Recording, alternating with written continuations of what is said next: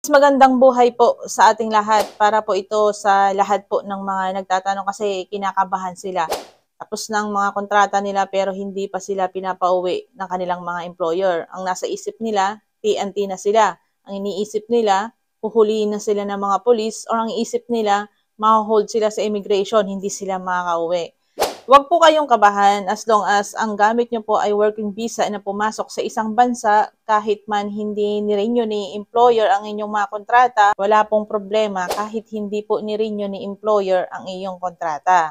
Kailangan lang i-renew ni employer or gusto nyong makakuha ng renew ng inyong kontrata para sa inyong mga benepisyo or para sa isang karapatan ng isang OFW.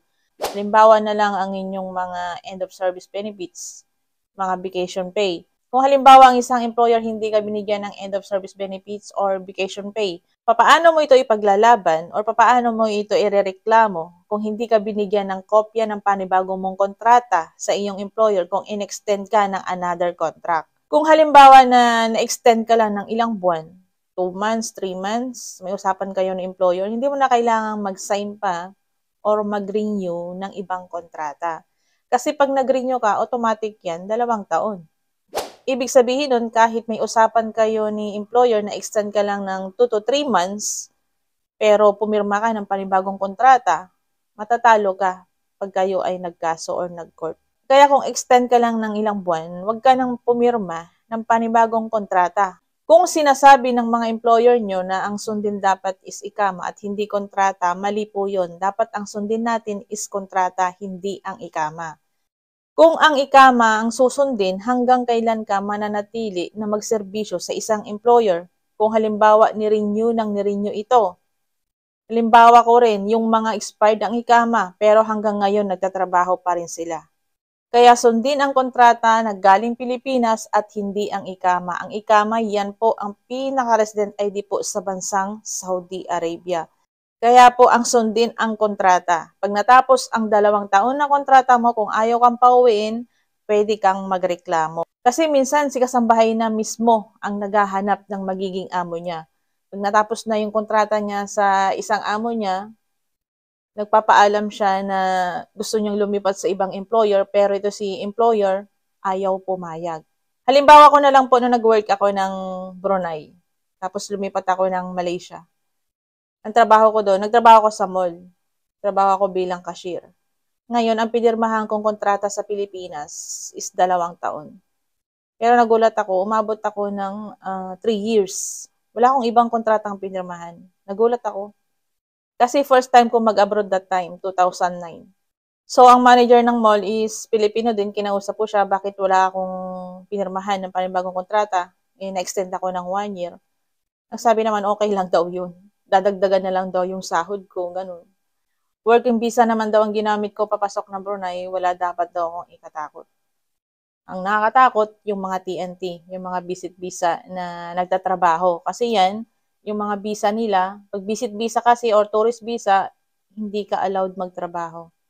Depende yun siguro sa isang bansa.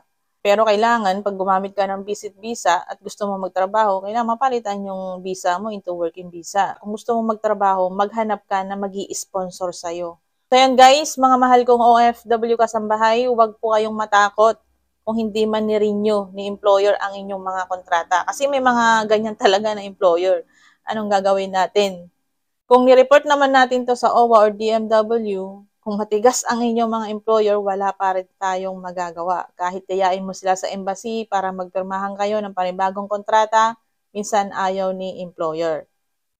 So as long as mabait naman ang inyong mga employer, kahit hindi siya nagbigay ng panibagong kontrata kasi na-extend ka sa kanya, wala pong magiging problema. As long as working visa naman ang hawak mo. Nakakatakot lang pag visit or tourist visa ang gamit mo tapos hindi pa niya napapalitan ng working visa. Marami yan sa Dubai, sa UAE. Maraming tourist visa ang gamit. Nagtatrabaho sila. Pero hanggang ngayon, expired na ang kanilang mga tourist visa. Marami po dyan TNT.